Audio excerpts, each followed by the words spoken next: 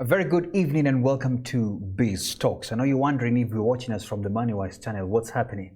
First of all, let me welcome the Biz Talks followers and appreciate you for really coming through. It's been some time. We have been away for some time, but we are back. We want to appreciate this new segment hosted on MoneyWise channel, courtesy of the MoneyWise team behind Andrina Hicks as well. And it's a new segment where we know and realize that where there is money, there is also entrepreneurship involved in it. And so these conversations on entrepreneurship will as well be hosted right here on MoneyWise. So welcome to all the MoneyWise followers. And don't wonder, has the account been hacked? No. This is our new home. And thank you so much for your time. So feel free, because today we have an interesting conversation about, just having a cutting edge when you are an entrepreneur. How do you really have that cutting edge? And in our house is our resident entrepreneur advisor, and that's none other than James Karundu, who is here. And please pay attention and listen in, because we say everybody sort of somehow, you're an entrepreneur and you want to have that cutting edge whenever you're going out. James, welcome to the show. Thank you, and it's great to be back. I don't even know whether to say welcome to you or to say umepitia tena, because this is like home for you. Well, I feel at home here. Yes. Yeah, but of course, before we start on this conversation, building your own competitive advantage, let me first of all serve you something warm. I don't know whether you have already a choice there on the chest, courtesy of Velvins. Do you have something that you would want to have with some hot water? Yes. I do want cinnamon. Cinnamon? Yes. I think pick it for yourself right there. Yes. Cinnamon if they have it. You can see tangawizi. Yeah. You got some tangawizi? It's okay. There's also some green teas if you want. I'll actually do green tea and mint. And mint, yeah. Yep. That works for an evening as well. Yes, exactly. It's a bit chilly. So if you're watching us, please feel free to share. Tell a friend to tell a friend that we want to talk about building a competitive advantage. As an SME or as a business, we want to learn how do you do that. James, before we get into the conversation, for the sake of the people who may be seeing you for the first time, yes, would you care to just briefly introduce yourself whenever people ask you who's James? Okay, great. Yeah. And it's always good a good opportunity to meet and interact with new people. Absolutely. And obviously, James Karundu is my name. Yeah. I'm a speaker, I'm an author, I'm a business coach. Yeah. Entrepreneur mentor, an entrepreneur myself. Yes. And I've been through my own journey, where I've moved from being in the education academia sector, and then doing a very crazy thing. Okay. Leaving a job to start the entrepreneurship journey. Yes. And then having my own issues and challenges, finding my footing. Yeah. And now I run Passionbiz Academy, where we offer business mentorship for startups, service providers, and entrepreneurs. Okay. And in that space also, I've also written a number of books. Yeah. And one of it is called Becoming an Entrepreneur. Becoming an Entrepreneur. My goodness, that's a must read for everybody, especially if you're thinking of transitioning. And somehow, James, by the way, I have a feeling people know that I cannot stay in a certain position for long, especially if you're in employment. Yes. That you may need to transition to a sort of, let me call it lifelong sustainability. Yes. And that's definitely entrepreneurship for most people. So I think that's sort of like a journey, and I'm sure you have seen a lot of people who are doing that transition. Is it? Yeah, it's a transition, and it's a big shift. It's a big shift, first of all, even mentally. Yeah. And what I always tell people is it's about answering a call from within. Yeah. That's how it always always starts. It's always a call from within. Yeah. And it's a call that you cannot ignore, or at least you ignore for some time until you cannot ignore it. And then, of course, the best way always is to start a side hustle. Okay. So that at least you just start, there's a learning curve before you jump in fully. So I advise always side hustle. Okay. That's what I did. In fact, I used to have side hustles. Some of the things I do today are my side hustles. And then, just to borrow from the late Judge Saitoti, there come a time. That it's time to jump out. And then you jump out. Wow. And that's what I did, and I help people in the same journey and the same transition. There you have it. So please give us some feedback. If you're watching us and you're already in, please let us know that you're watching, where you're watching us from. To be nice to know so that we can interact as well. And if you're on Facebook as well, check MC Moments, and you'll be able to also really tune in and get to know how the flow is going. So James, let's get into the subject, building a competitive advantage as an SME. When I shared this out, one of the persons told me, This is the goal of every entrepreneur, because most of the times before you reinvent and get something really new, it's quite tough. Yes. And so most of the times you'll end up almost selling similar things, but you'll see some people selling more. Others are still wondering what is it. And everybody would want, as an entrepreneur, to build that competitive advantage. And I want to throw it to you. Where do we start first? Are we going to start? Actually, let's just start from the definitives, you know. What do you mean by this, that we need to build a competitive advantage? It's about something that makes you attractive to a particular group of people, a particular set of customers. That's what your competitive advantage. Yes. Something that makes you, I'm going to just use the word attractive, because there's a whole package that you present that makes you attractive. So your competitive advantage is the set of things that you do better than others, that make you produce some unique results for a particular target group. That's what it is. So let me ask you, examples really go well. Yes. Okay, let's put it this way. Let's put it this way. In fact, let's just dive into it. And this whole thing of competitive advantage and even standing out, it's, at the end of the day, it's about solving a problem for somebody. It's about producing a result. So if you're able to produce a particular unique result for a particular person, and I'm already starting to say what it's always about. So it's always about a result, an outcome. Let's put it another way. A breakthrough. Your ability to produce a breakthrough for somebody, how you do it, that is your competitive advantage. And sometimes it has to do with some element of an unfair advantage which you may be having, and let me give you examples now. So I hope the viewers like that thing of unfair advantage that everybody has, and it has an unfair advantage over others, and especially SMEs. So let's put it this way. If you have experience in a particular area, and it's something that you have done, or you've overcome a particular problem, or you've produced a particular result for yourself, and then you help others produce the same result, that's already an unfair advantage you have.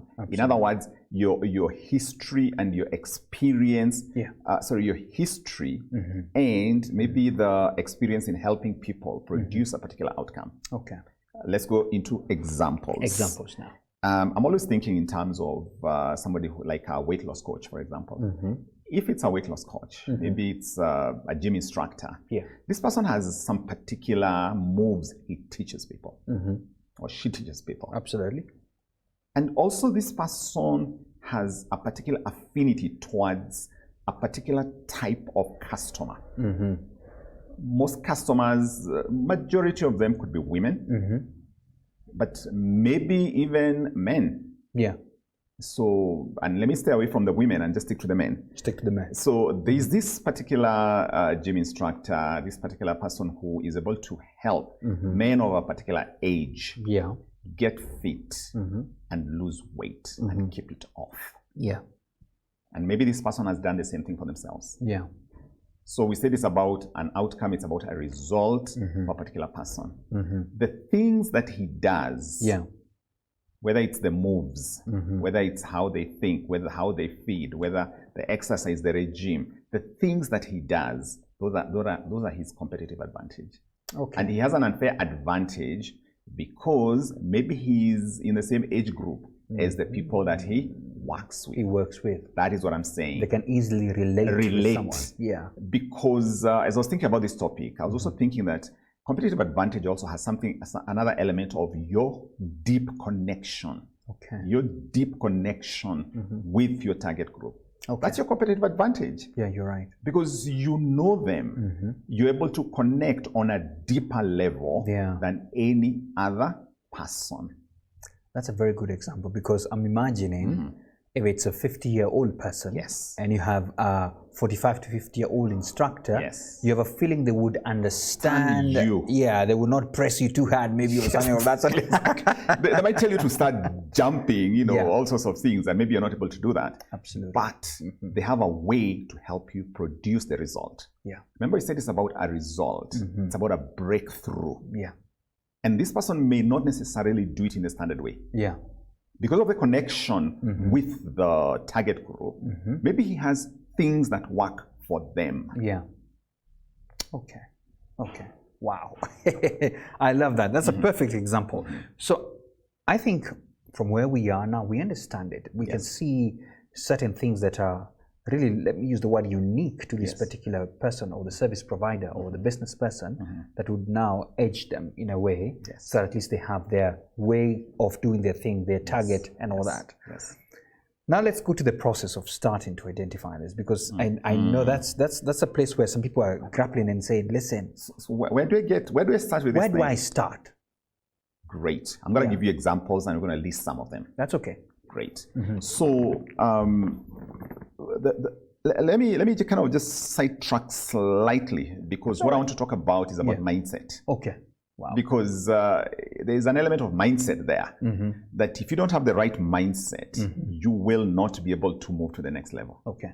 So mindset element here is this, that first of all, we're in a state where things are difficult and challenging. And many a small business owner is struggling, even maybe not even seeing the opportunities, even before we talk about the competitive advantage. Okay. So one has to think a little bit differently. And one of the mindset elements is this, that there's always opportunity. There's opportunity for me, that there is opportunity for me in this marketplace. Yes. For my unique thing. Okay. That the thing I want to bring in the marketplace has takers. Okay. You've got to believe that. You know, that's something which you've got to believe. Because if you don't believe there are takers or people who are looking for what you're offering, then you cannot even start. I know. So the first mindset thing is that there's opportunity for me. And I'd love even people watching to write this in capital letters. I hope somebody's writing at this hour. Like I'm doing. Okay, so there's opportunity for me in every season. There's opportunity for me in every season and in every marketplace. There's opportunity for me in every season and every marketplace. Wow. So that's the first barrier you have to jump. Because if you don't believe that there's opportunity for you, then you can't move. You know, just pause there, because I feel this is very critical. A mindset change. That you have to also believe in the product that you're about to offer. Absolutely. So you're not just trying things out, sit back, believe in it, then now you can go. Because the mindset is going to be the kind of sabotaging thing somewhere behind the scenes that if it's not placed right, if you're not thinking right, then you can't hack anything else that's ahead. Okay. Okay. Does that make sense? Because that's like the push that you have constantly. Even when you face adversities, you have the push that, listen, I have the right product and it's needed. Yes. And well, the product might need tweaking and shifting here, but I have a solution. I have a solution to offer. I like that. I have a solution. I have a solution. Because it's maybe not the most perfect solution, but it is needed. Okay. And I must bring it up. So that's the first mindset piece. I hope that's making sense. That makes sense. And I think we have had people who constantly don't believe in themselves. Yes. They constantly will try this, try that, try that. So they don't have, I don't know whether it's good to call it the spine. Yes. To keep moving, because it started from the mindset. I think that's what you're saying. Yeah. Because the right mindset is the one that's going to now open the door to everything else that we're going to discuss. Okay. Let's move on to the next step now. So the next thing here in terms of your competitive edge and all that, it's always about finding the right client. And I keep saying this, the right client is your biggest source of competitive advantage. Let me put it in slightly different ways. Okay. You see, your product is not for everybody. And the challenge for many an SME is finding the right client or zeroing in on the perfect client. Wow. Because if you're not serving the right client, then they will not appreciate whatever it is. So it's a competitive advantage when you find the right client. Okay. And I would say that is about 60% of the whole game here. Ooh. Okay. Finding and serving the right client. Yeah. Even with your product, even if your product is not the best, but the right client You're kind of almost there. How's that? I know. Let me call you coach today because you know the next question I'm about to ask on that. How do you find the right client? Yeah, because if you get that, then 60% of all your issues are sorted. Yeah. Because the right client is always somebody who has a very unique problem that you are best positioned to solve. Remember the issue of the 50-year-old and the gym instructor? The gym instructor, yes. You're starting to get that point now. I'm getting it. The right client. So where do I find the right client? Finding the right client, if you don't know, I always say drop a pin, start somewhere. Because there's an element of overthinking. Remember the mindset. Yeah. You know, when you start, everything is a hypothesis. How's that? Okay. James, I have to tell people, you have trained hundreds, if not thousands, of entrepreneurs. Yes. And you have so many of them that you constantly talk with, weekly, because I'm one of them, and you have trained me. Yes. So someone may sort of start saying, okay, start somewhere, or you're trying to identify who, because you need the right clients for you to start. So the question is this: if I'm just thinking, okay, I need to start, I'm gonna sort you out. You got my question, Sam. I'm gonna sort you out. Help me out. Excellent. Okay, I know we've kind of dangled it a little bit here, but now it's time to deliver the goods. Please deliver. The right client is somebody who's in transition. In fact, if you're ever looking where to find a client, look for somebody who is in a transition, somebody who is in a junction in their lives, somebody who is navigating something, even for the very first time. Let's go through each of those. Okay. Transition. Somebody, I deal with people in transition. Yeah. Startups. You're employed. Yeah. You want to start a business. Yeah. You are transitioning from employment to entrepreneurship. Yes. In other words, it's somebody who is navigating new territory. Okay. Somebody who is navigating new territory. Yes. Yeah. They're navigating something which they've never navigated before. How's that? I hope that's making sense. It makes sense a lot. So somebody who is in some sort of transition. You're shifting from this to this. Listen, even shifting houses. Yeah. That's a transition. It's a transition. Exactly. So you're looking for somebody who is at a junction in their lives. Okay. Junction in their lives as in they need to make a decision this way or that way. Okay. That's a very good person. So look, I need to go to a university. Yeah, that's a transition, definitely. Or even a junction. All this kind of more or less the same scenario. I'm trying to just give a shift or emphasis in one of them. One step to another. Yes, but the point is this, that I need even to choose a university. Yeah, very true. Is that not an area where somebody needs help? And somebody can have a product or service. Like I've seen a lot of people who help people navigate through, if you want to go abroad, which university to select and all that. Because because the question is always this, when is somebody of greatest need? Okay. Because it's only when somebody has a great need are they going to desire a solution. I just remembered a year ago plus, we sat here and we talked about the journey of an entrepreneur, how to identify. And I feel like you've touched some words there that probably would need a recap. Yes. Because identifying a need is one of the things that you said is very critical for someone who wants to get into entrepreneurship. And I think you've put it very well in your book. By the way, do you have some books here? Well, I have some, not all of them, but I have Stepping Stones, I have Go For It. Go For It. And Go For It is just one of those ones. Wow. And yes. Can I hold it? Because so that I can show our viewers. Go for it. Go for it. If you're thinking about that, there you go. And I know even that entrepreneurship, the journey of an entrepreneur as well, it's very important for them to grab that. Now back to my question. It was actually a statement first that identifying that need is very important. Yes. And even in this place of getting your competitive advantage as well, it also comes into play. Absolutely. Yeah, that's what you're saying. Yes, because you have to find the angle you're going to use. Number one, to connect with the person. And number two, to solve the problem. Absolutely. Yeah. Because there always has to be a connection. And then the solution. Connection first, and then solution. Okay. Now, let me go back to the question I was trying to phrase because of your experience and the number of people that have come across you. You must have had this one person who came to you saying, I needed to move to something different and you help them like you helped us Yes. identify an opportunity Yes. and see it by themselves, because that's what you do. Just give an example. Let me give you an example. Yeah. Let me give you an example. And I've mentored hundreds. Yes. So what you're talking about here is this. We've said, who is the ideal client? Somebody in transition. Yeah. In other words, they're navigating something for the first time. Absolutely. It's somebody who needs to make a decision. Yeah. But also, allow me to add one more, a first timer at anything. That's always one of the best clients to want to serve. Okay. A first timer at anything. Wow. Because they are navigating something. Yeah. And that is the time of greatest need, and they need solution in one way or another. Yeah. But let's talk about the question that you've asked, which is, I don't know where to start, where to begin. Yeah, that's true. And sort of like an example of someone you saw.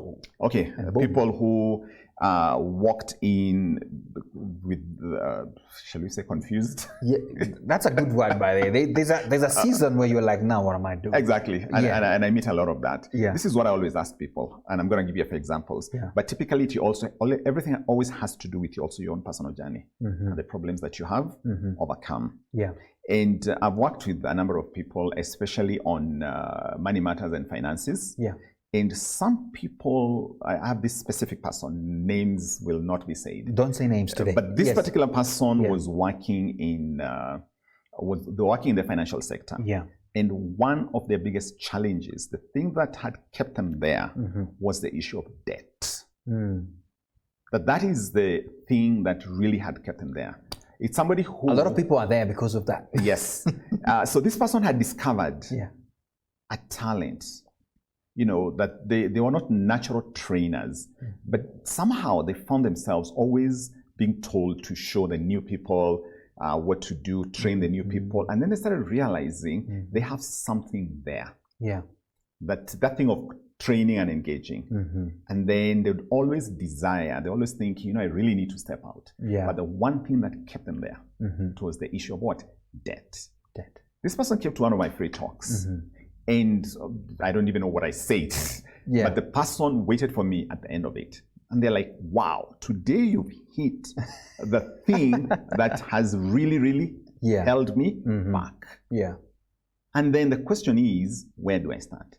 Yeah, where do I start? Do you know what actually happened? And I can feel goosebumps as I'm sharing this, because I remember this moment, that it is this thing that has kept this person stuck. That is actually what they needed to help people to overcome.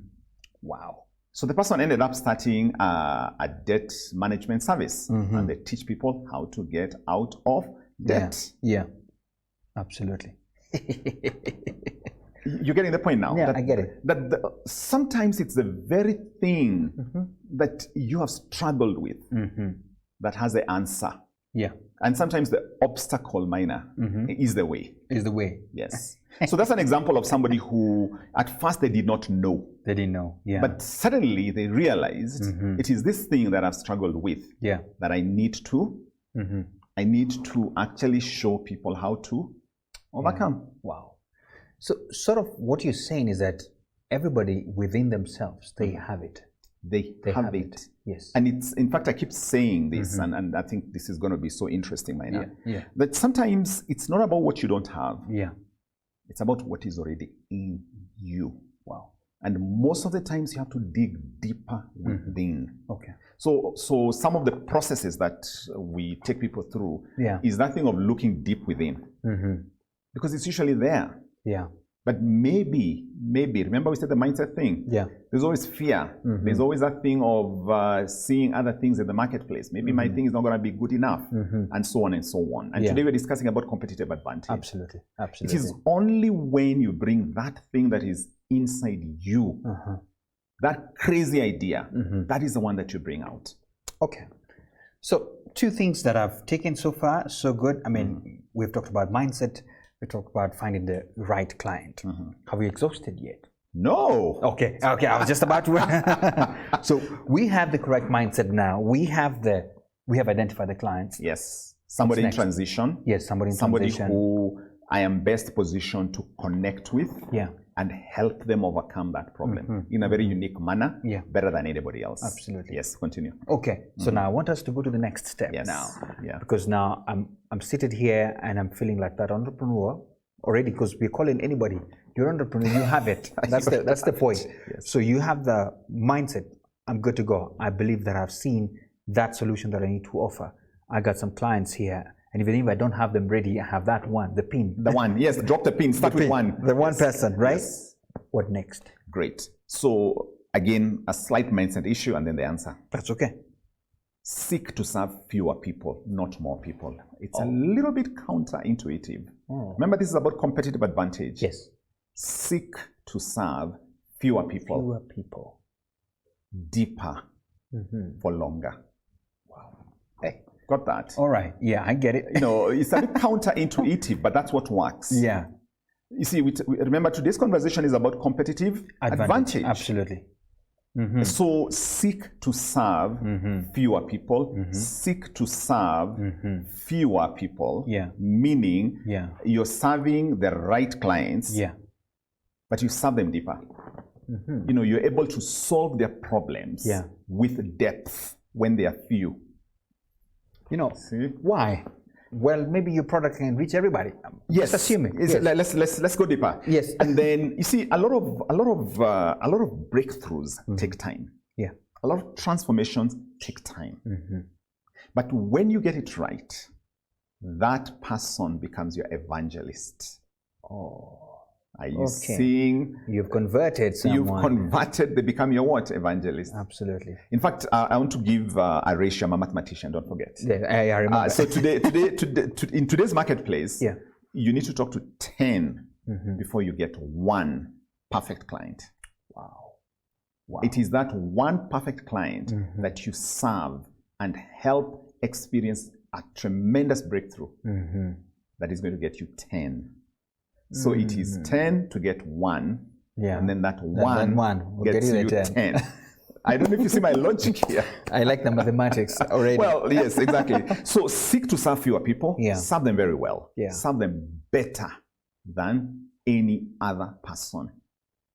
Wow. And I would say serve them beyond money. Serve them beyond money. You've got to give value, much more value than even what you're being paid for. You know, I don't know whether I'm going to be mixing too many things, but let me just throw it in. You're going to help me out. Because in this era where marketing has become diverse. Yes. I mean, digital marketing is here.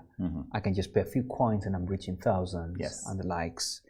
Someone would tell you, hey, James, that's a bit slow. Yes. I mean, why am I sticking to satisfy this one? I know, I believe they could bring the 10, but it's a bit slow. The process looks slower. Well, at a click of a button, I'm reaching my thousands. What do you tell people like that? Or like me who are thinking that way?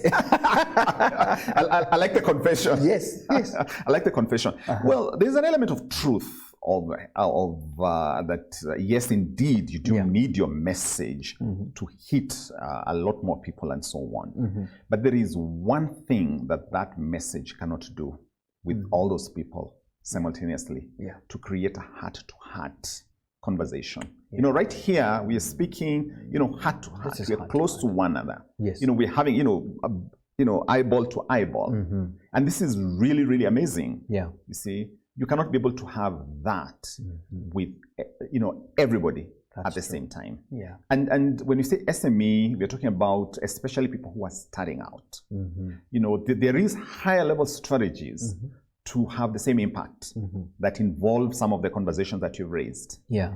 But at the moment, I'm still on that person who is kind of starting out, somebody who is looking to move forward.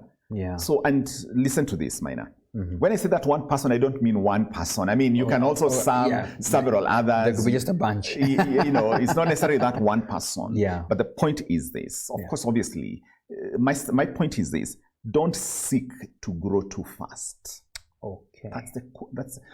Don't seek to have so many people who are getting mediocre results and outcomes.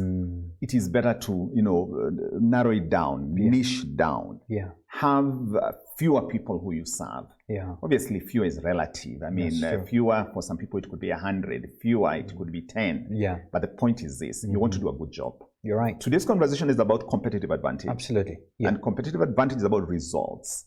Yeah. It's about outcomes. It's about breakthroughs. Yeah. And real breakthroughs that lead to transformation. Just remembered another quote that you shared here in the previous conversation. You said one of the ways to sort of like keep your business going is to ensure that you're serving your customer to satisfaction. I think I remember that word. Yes.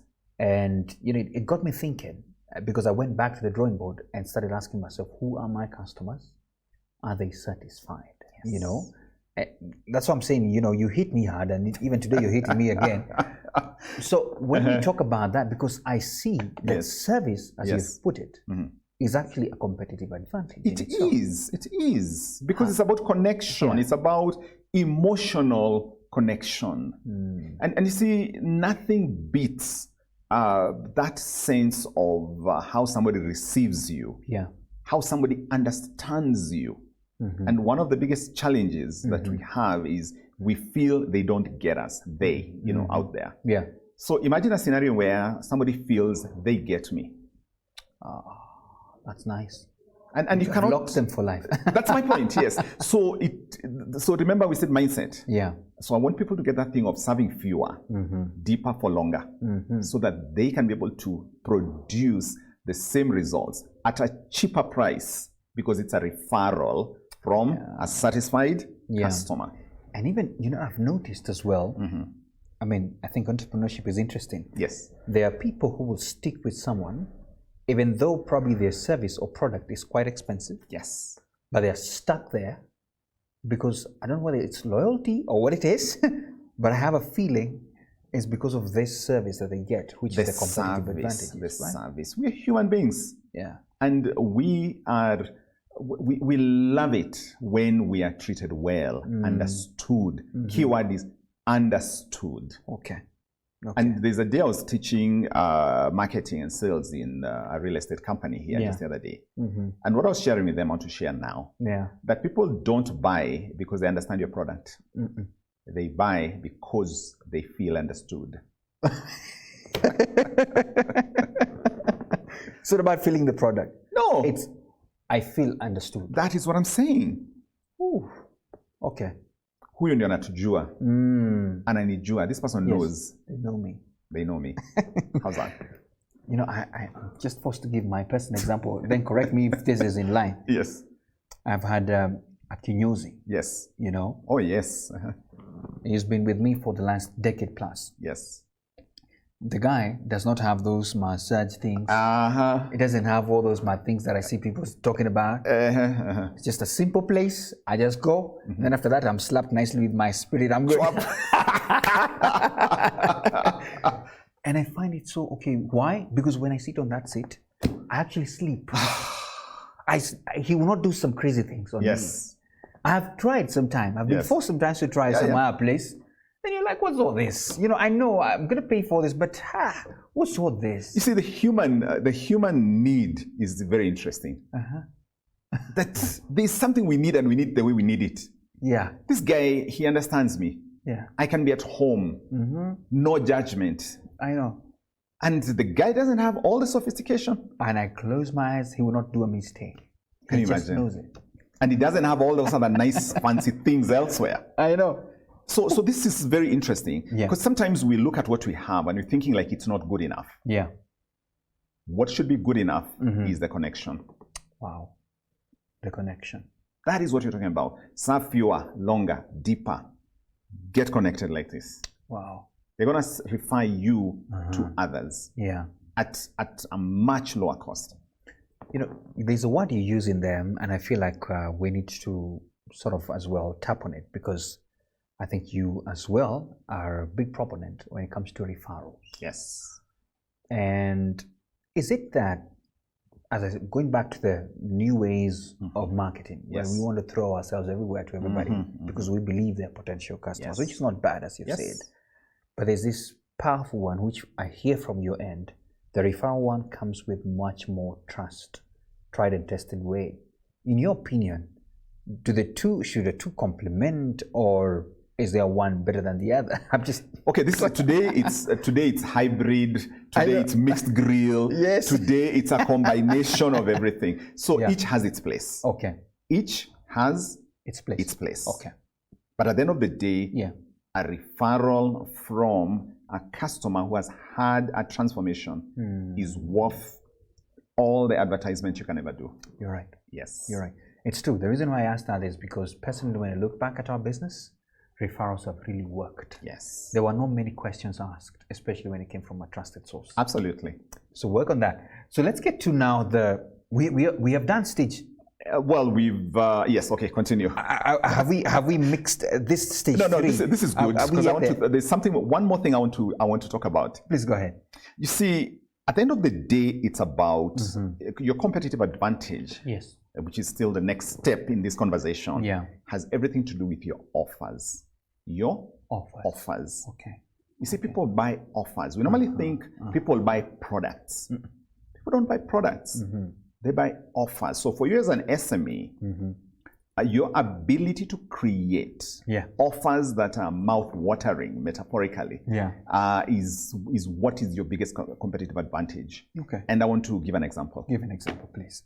I brought this all the way from home. Actually, okay, well, first of all, I'm a speaker, Maina, so I love using props. You know, a prop is something that allows you to share a message powerfully. So this one, I kind of grabbed it from my household. Yes. And it's all about this particular brand of soap. Soap, yeah. When they came to relaunch themselves, I don't know whether they stumbled upon it, but they came up with this strategy where you buy the soap and then you get a soap dish. Oh, on top of it. On top of it. Just free of charge. So this was very tantalizing. Yeah. Because you go to the supermarket or wherever, you find all the soaps that are there. Yeah. And then this has something extra. Sorry, I was just checking some comments here. Go on. Yeah. This has something extra. Yeah. And it's for the same price as the other. Wow. And many people have bought. I haven't seen this, by the way. I mean, I'm surprised it's actually often like this. Well, the offer is no longer available. Okay, I think it's not. But we're talking about offers. So an offer is what you wrap around the basic product. Any wrappings that you tie, in other words, the things that you throw in that are part of the package. Yeah. So people buy packages. Okay. People buy offers. You're right. You know, Safaricom, you know, the big player has this thing. They used to have this thing of every last weekend they have some offers. Yeah. And you'd always be on the lookout for those offers. Yeah. So it's the power of an offer. And as SME, we have to always think like the way this person has done, which is the basic product and something else that has high perceived value. High perceived value, but not necessarily a higher cost to you. That's a way to look at it. Yeah. So the question then for somebody who's watching here is, what am I offering? It doesn't matter what you're offering. What else can I throw in that has high perceived value? It's a perception thing here, as you're using the word perceive.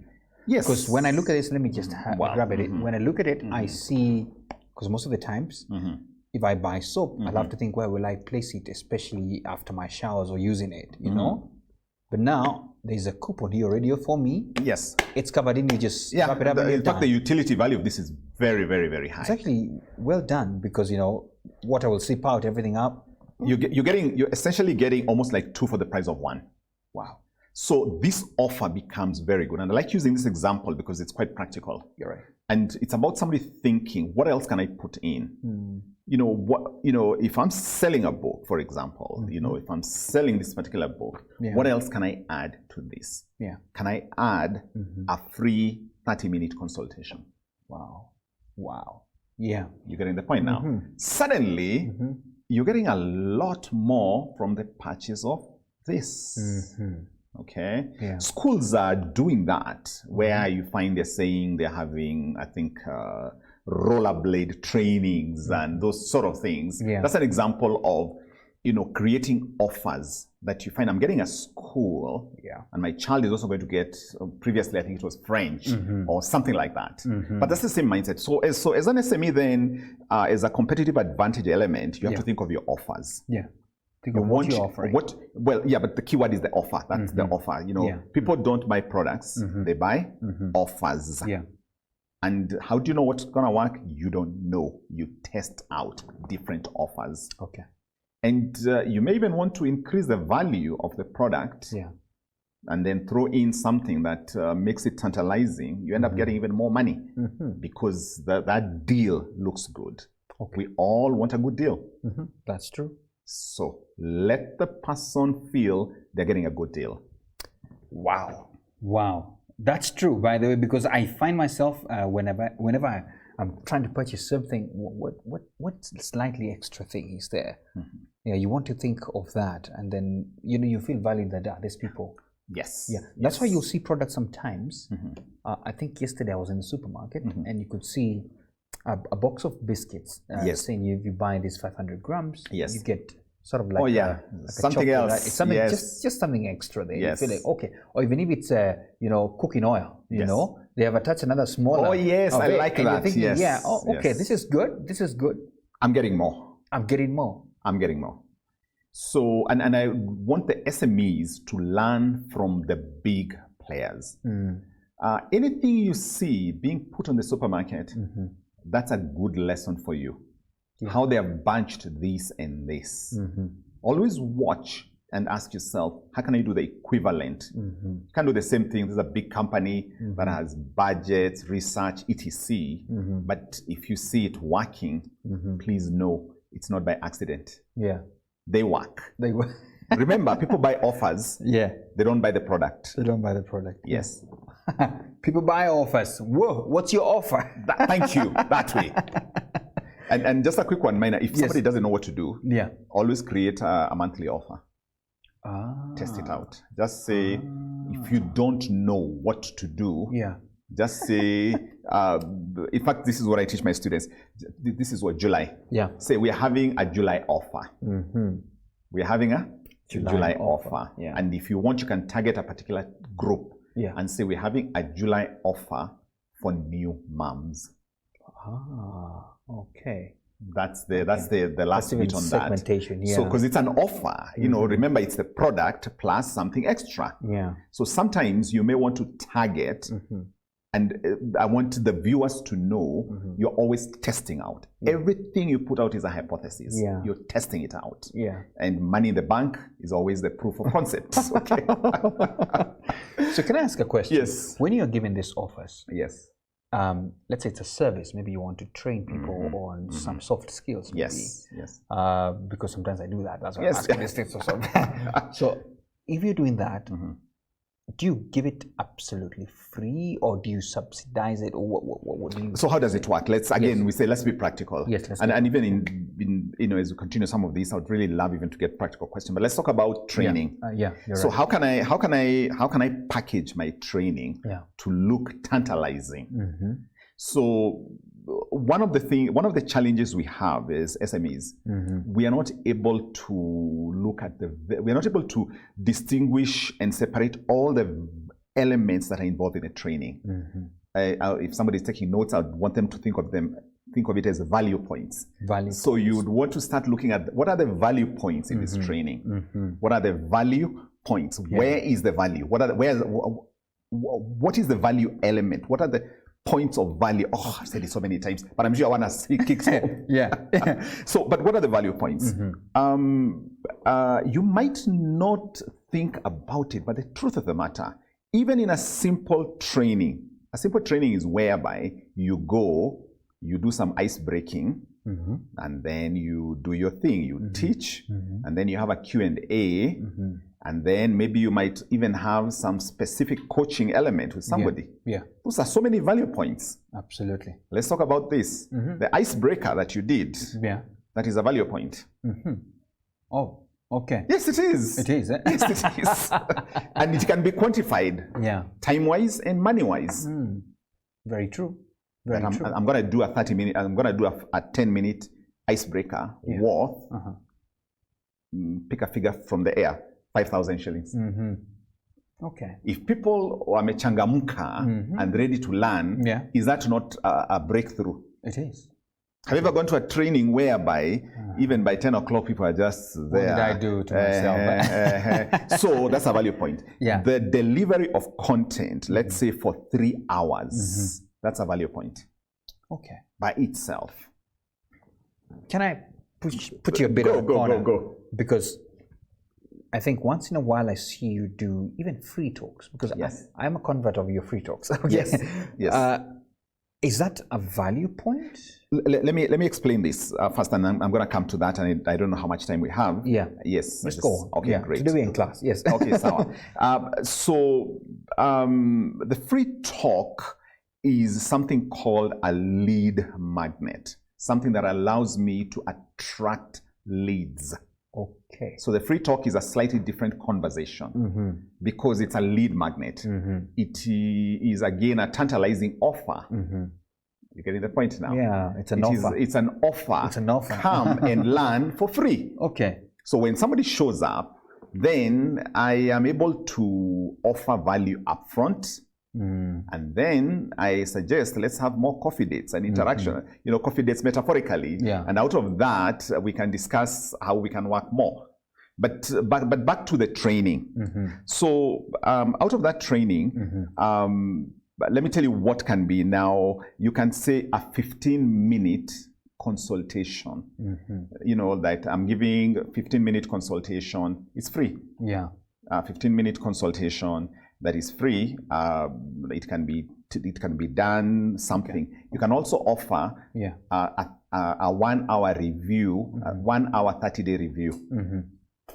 Go back there after 30 days. Okay. For a review. Okay. You're getting the point now. Yeah. Now that becomes an offer. Okay. That becomes an offer. Wow. Yes. Wow. This is amazing. Now, I don't know whether, because I think I'm also busy taking notes here.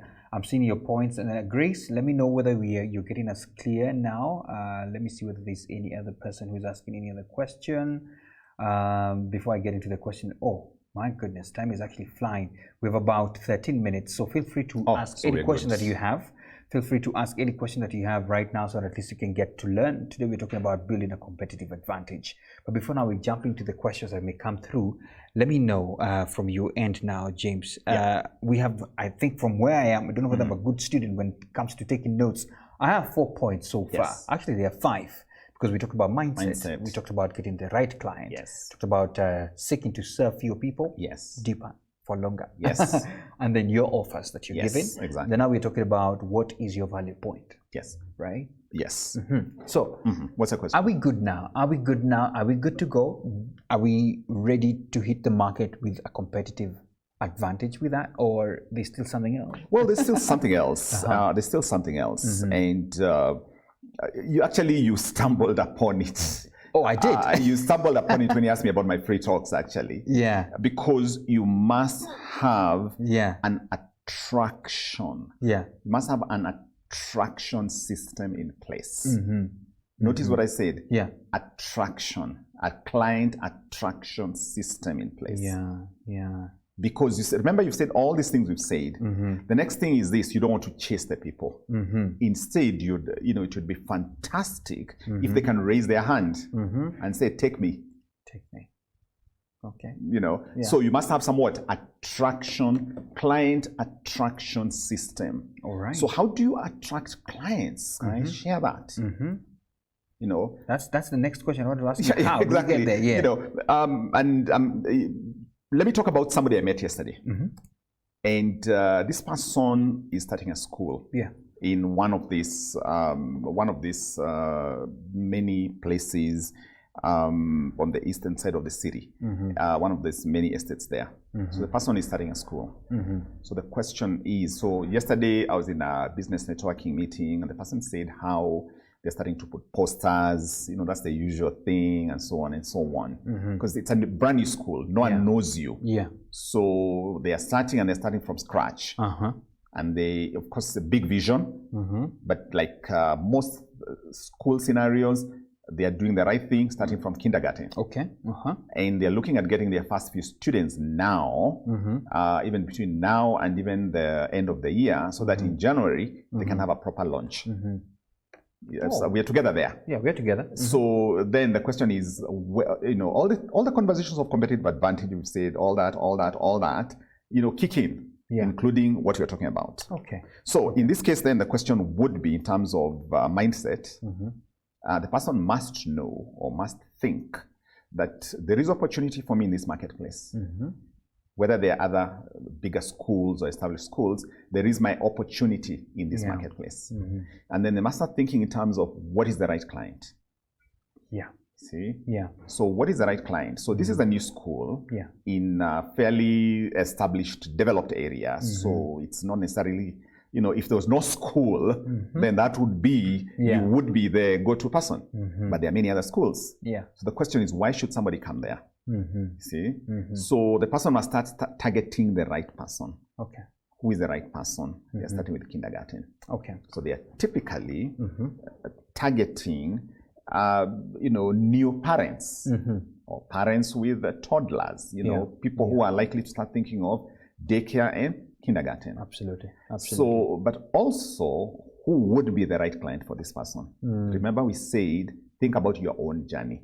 Yeah. This person is a professional who has stepped out of employment and they are going into entrepreneurship. Yeah. So I would be looking for other professionals because I am a professional like them. See? Okay.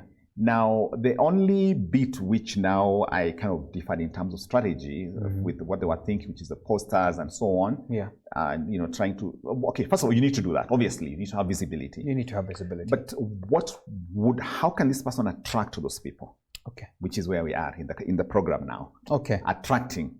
Can I move ahead now? Yeah, go ahead now. I was waiting for you to get there. Okay, first of all, I hope you like the way I've given the example. journey. I was seeing it coming in, mindset, everything, offer. Yes. Now we are here. In fact, even the offer that they need to prepare, always you must have an offer before you hit the marketplace. Okay. So the offer could be maybe slightly less fees because they are the first ones. You're right. You could be, pioneers, the founder parents, the founder students, and then give them, even maybe lock in some sort of discounts for them, something like that, an offer. Very true. Yes. Very true. So, but let's talk about how do you attract these people? Yeah. This person needs to give talks. Start talking to parents. They need to give talks. Invite people to talks in the school. Start a conversation about education and early learners education. Start giving tips on how to start right with your child. What do you think? Wow. Yeah. And start speaking to the professionals. You're getting them. Yes. They will come. They want to know how to ensure that your child succeeds in future. Absolutely. And she should not pitch. Should not. No. Instead, you want people to come and listen. To the value that you have. When they come and listen, you engage in a conversation. Remember, you said you must connect first. Yeah. Before you offer your solution. That is the way to do. And Maina, I have a question for you. I'm just wondering, how many people, please ask me first. I have a question for you, Maina. Ask me. Okay, this one, Maina, now you're on the hot seat. Now I've done things I know, I'm already shaking, ready for it. So should she charge for those talks? Yes or no? No. You've got it! Yeah, because you can see the money way ahead. No, hold on for that. Don't rush to it, isn't it? That is the point. Don't rush for the money. Invite them. If you were to say, let them come closer. Come closer. You want them to come closer. So you want to engage. You're right. And the best way to engage is through education. Come, teach them, discuss. How old is your child? How old is your child? You want to, she can even do some sort of talent, what is it called? Something about, maybe, okay, she's an educationist or, some sort of talent discovery. Oh, yeah, identifying talent, free. I offer. Yes, thank you. I think we're getting there. Yeah. So the offer could be, we're going to be doing free talent discovery for your child. Yeah. How's that? Oh, this is making sense now, big time. I'm already feeling it and putting my own profession inside. So. Yeah, because you want to offer value. You want to, something that has high perceived value. Yeah. But also utility. Utility. In other words, I can do something with it now. Yeah. So this person can give talks and also say, hey, for the first 50 parents, 50 students, we're going to give them free talent discovery and development for them. And this is something which elsewhere you can be paying $5,000 a month, but we're going to give that to you for free. Yeah. Because of being the first 20 students. We're going to do this for the next 2 years. Yeah. Something like that. My goodness. I got it. So now, these are things sinking in. Don't mind me. I don't know. Do we get into the questions? Because now I'm good. I'm good. I think we've done justice to the topic because we've used a perfect example. A lot of justice, I tell you. Yes. Yeah. So I'm ready for questions. So feel free to also send in your questions. Let me look at some of them that have just popped in now. Yes. As you sip your tea or something. Let me see. I saw about 3 of them pop up. Let me see this one. Someone was asking about sustainable competitive advantage. I don't know what that means because let's just jump into that. Yeah. Okay, competitive advantage is never constant. Okay. So the person is actually in the right direction. It's never a constant thing. Yeah. Because people will catch up. I mean, people are going to start doing the same thing, giving this little container here. Yeah, that's They're true. going to start giving free talent discovery. Yeah. So you must constantly evolve. Yeah. You must constantly evolve. Yeah. And you must constantly stay close to your clients. Yeah. Understanding their needs and so on. So it is through constant evolution, tweaking and improving. Yes. Okay. Let me look at another one that just popped up here. How does one focus on their customer better than their competitors? Focus on their customers. I don't know if they can get it's fine. Let's look at that. So how do I focus better on my customers? Okay. Yeah. And if you focus better, obviously it's better than your competitors. Definitely. So again, it's a valid question. Yeah. By staying close to them, by talking to them, by asking them. You got to ask, how are we doing? Get feedback. Oh, feedback. Yes. How is this thing working? And how is this working? I mean, is it working for you? What can we improve? Yeah. Wow. Ask those questions ask them more times than your competitor. So are we saying that establish a feedback sort of mechanism? Yes, that one must be there. Very important. Yes. But the key thing is proactive, intentional. Okay. And don't trust silence. Don't trust. That's the intentional thing. Yes. Yeah, because sometimes we think, they're satisfied because they're not saying anything. Reach out. Okay, there's another one. I'm trying to see whether we have someone on YouTube, so feel free to ask your question. We're about to close this up. We have 2 more minutes. There's this one. How do I clearly communicate advantages that entrepreneurs need? Okay. How do I clearly communicate advantages that entrepreneurs need to provide not only current customers but potential customers as well? Are you getting the question within the question? I've got it. I'm good. Yes. The easiest way to clearly communicate is bullets and fewer words. Okay. Use bullets and fewer words. And also the easiest way to communicate so that somebody gets what you're saying is when you use lower level language, not higher level language, but what? Lower level. I call it the 10-year-old test. That if a 10-year-old cannot understand what you've just said, scratch it. The customer will not understand. Wow. Can I now? We're closing. Let me ask you this. Yes. In your opinion, I think you've given an example like this. They're no longer doing this. So right now, when you sit down and you look at some of the people in the market, and you can clearly say, wow, these people know their game when it comes to competitiveness. Do you have a sample, an example? Yes. First of all, I'm a student of this conversation. Yes. So I'm always on the lookout. Always checking out. I love swiping ideas. Swiping ideas is borrowing ideas. Yeah. So one of them was this soap. The toothpaste conversation is an interesting one. We can always see it in the media. Yeah. And a few years ago, there's one toothpaste that declared, we are not a toothpaste.